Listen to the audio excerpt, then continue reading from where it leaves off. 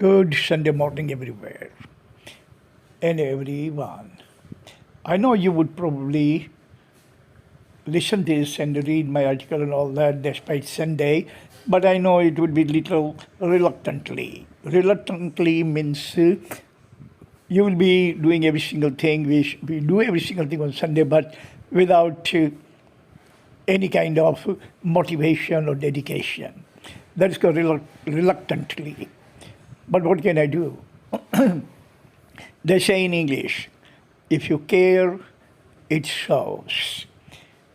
I care about education. I care about my students. I care about everyone who is little, even minutely interested in my material.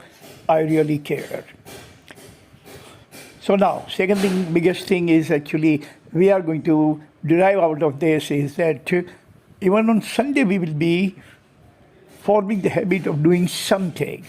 We are not going to let even Sunday go. We will be craving to do something on Sunday. Like my youngest son actually helps me to do this thing for about an hour and a half. My older son, he's on Sunday all day. He's busy with his work.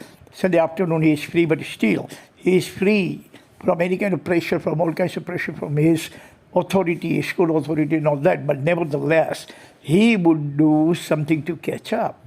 Because you are going to then form the habit, or not even habit, we can call it a second nature. Second nature of working all the time. 24 times 7 times 365, period. Nobody can refuse or deny you success. Nobody will refuse or deny you rewards. Once you actually form this kind of habit of working, 24 times 7 times 60, 365. 24 times 7 times 365, and you are destined for the apogee. So today's subject is, I should say, you must recall yesterday we talked about French hospitals selling corpses, the dead bodies, to military and car companies. Today I actually found the relevant subject about blood donation.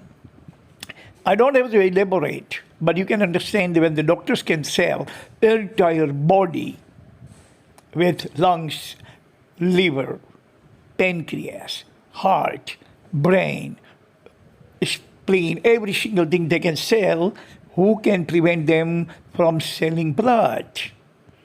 When they can sell hundreds of things in our anatomy, in our body, who is going to stop them selling one thing? That's blood.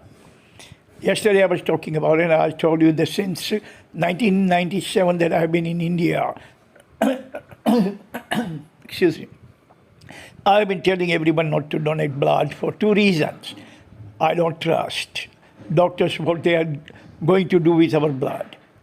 When my sister-in-law, my Bhabhi, were admitted at that time, she needed 2 pints of blood, and I remember paying, that was I'm talking about when I was in college, something in 1971 or 72, 73.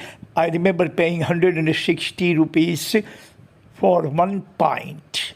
And you know what? We were about 4 to 6 guys who were there willing to donate, but they said, no, your group doesn't match. Your blood antigen does not match. So you have to buy that, and they force us to buy. I remember paying 320 rupees for 2 pints of blood. At that time I was thinking, I'm very sensitive in these matters. I was thinking that we are 6 people standing over here. There are about 25 people working in the hospital. Nobody's blood has the same antigen that my Bhabhi, my sister-in-law, needs. But nevertheless, I still remember this thing. It's stuck. It's stuck in my mind, in my memory bank. So, and the second reason was that the blood that people donate, we really don't know what kind of blood they have. We don't trust food today coming from the kitchen. In the restaurant, we always ask this kind of question that the people working behind the wall in the teach them what kind of hands they would have, and what kind of disease they would have, and what kind of this or that. Hygiene, health, habits. We don't trust them right now because of the COVID is going on. How can we trust someone's blood? Let that person's blood penetrate in our veins, hold 1 pint with all kinds of purities as well as impurities. No. God knows I would not trust for a minute, for a second, or for a picosecond. I prepared 5 points against the blood donation. Point number 1 is, blood is not minutely screened. When someone is actually donating the blood, professionally or family reason. Professionally, people donate blood even in America. They get $10 for donating 1 pint of blood. In Mumbai, in Ahmedabad, the big Metropolis and Megapolis and Cosmopolis, we have these kind of people who line up to donate the blood for 100 rupees for a pint. Now think, doctor is going to give you 100 rupees, so definitely he's going to sell you for 250 rupees. And the 250 rupees is probably going right now, maybe higher. You go to the private hospital, they will charge you about 250, 300 rupees for a pint of blood. They buy it from those people and don't screen the blood. What kind of impurity, what kind of disorder, blood disorder, maybe cancer of platelets, red cell, who knows? They are not going to use this blood on themselves. Doctors are not going to use this blood on themselves, on their family. Why do they care? They are going to buy it from someone and sell it to someone. If you leave, fine. And if, God forbid, we die, fine with the doctors. Doctors, remember, doctors are like politicians. They have only head, no heart. No heart at all. So most of the time, the blood that they actually infuse to us is not screened, is not tested, is not purified, nothing.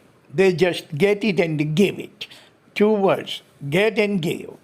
Point number 2 is AIDS, hepatitis, blood cancer, blood disorders as deadly threats. Blood that we actually receive from some stranger. We really don't know what kind of blood-related malady or hematomic malady that person is suffering from. Hematoma has a number of maladies, like hepatitis or blood disorder or blood cancer. Now, someone who is suffering from, say, for example, blood disorder, and we get his blood, hepatitis, for example, we can definitely suffer from hepatitis. So we have to be very careful when we actually get the blood infusion. Blood must be coming from our kin folks, from our relatives, very close biological relatives is the better blood. Point number 3. Narco addicts sell tainted blood. Those people who are narco habit, who have narco habit or who are narco addicts, means using the narcotic things like drugs. These people sell their blood for money everywhere in the world. Doctors don't actually screen the blood, test the blood, but what they do, they just take it, pay them the money to those people who are donating this kind of blood. They get it and they give to the patient. Most of the time in foreign country, they don't charge any money for that because it's illegal over there, but nevertheless, like they say, all the laws are promulgated for the violation. Laws are created to break. So don't trust this kind of blood from the stranger who may be using some kind of drug. And to support their drug habit, they may be selling the blood to the people, to the doctors, and doctors selling it to the patients. Next is, we must donate or receive from our kin folks. Nowadays, smart people, what they do, smart people, not simpleton. Smart people, when they see any kind of medical emergency arriving, Before that, they always donate a couple of pints of blood and store it into their blood bank.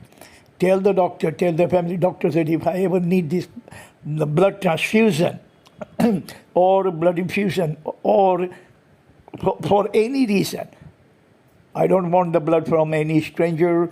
I don't want blood from anyone, not even my relative. My own blood should be transfused to me. My own blood should be given to me. They save this blood into the blood bank.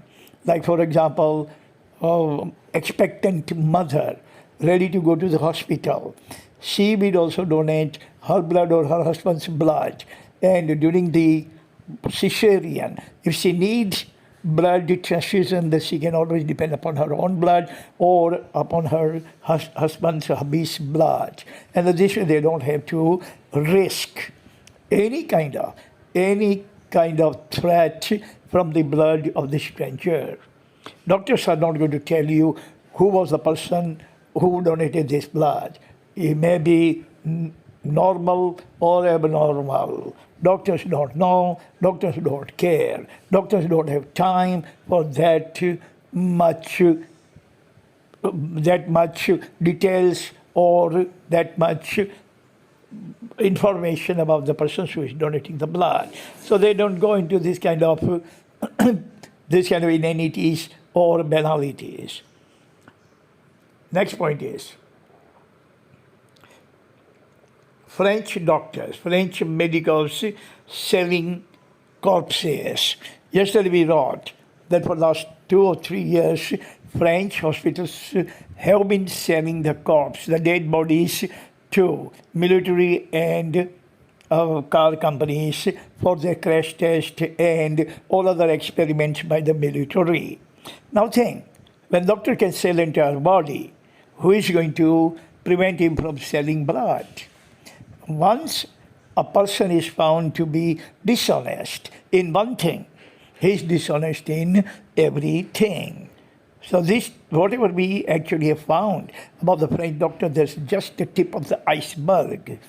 Tip of the iceberg. When you see a person lit the cigarette, first time in front of you, that doesn't mean that he is lighting the cigarette first time. But that means that he has been smoking for a long time. It is you that saw him smoking first time. That doesn't mean that he is smoking first time. So these people who are selling blood and these people who are selling dead bodies and these hospitals and the doctors who are vampires, they are draconian vampires. Remember that Dracula was there, he was actually sucking the blood. These are the modern day Draculas. They are also sucking the blood, heart, liver, lungs, brain, spleen, pancreas, every single thing they are sucking up for few dollars. So remember, health is the most important thing in your life. And nothing is more important in your life than your life. Nothing is more important in your life than your life. And your life without health is absolutely redundant. So don't try to be hero. If you are zero, that's good.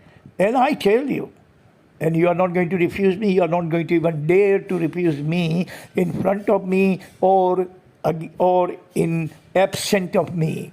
I tell you the truth. Why do we donate blood? We don't donate blood to save life.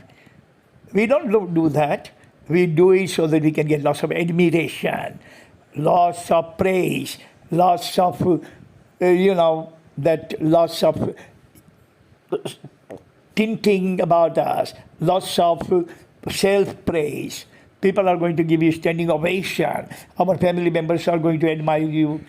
Your friends are going to admire you. Your society will admire you. Your doctor over there is going to tell you, thank you very much, young man, young woman, you are great. You are really patriotic person for the nation. Nurses are going to admire you. They are going to smile at you. We actually fall for this kind of standing ovation, this kind of admiration, this kind of tom-tomming.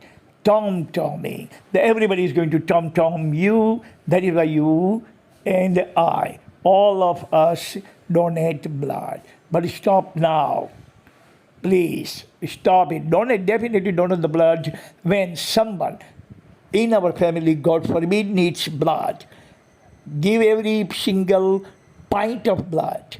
But everybody, everyone else has his or her family to donate blood. We don't, you don't have to donate blood for me. Why you have to do that? I have my own family. I have about a couple of hundred people who can actually donate blood to me. Why you have to?